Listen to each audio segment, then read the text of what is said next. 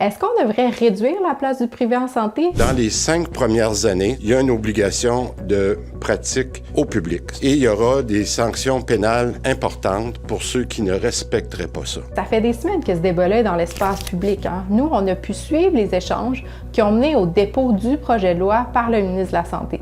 En 2018, on avait 500 médecins au Québec qui étaient sortis de la RAMQ et qui allaient au privé offrir des services. Aujourd'hui, il y en a 750. Donc, ça a augmenté de 50 en 6 ans. Plus on sort de chiffres, plus on a de données que l'exode de nos médecins vers le privé est de plus en plus grandissant.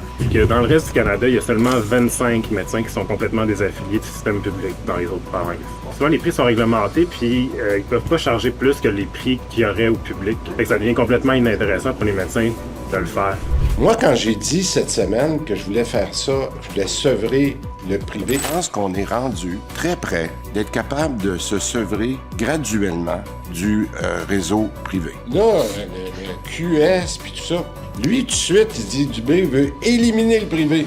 Moi, je suis là, je le regarde dans la commission. Voyons donc, de quoi tu parles? Finalement, le gouvernement reconnaît qu'on est allé trop loin avec le privé puis qu'il serait temps de boucher le drain avant que ça coule puis que ça vide la baignoire au grand complet.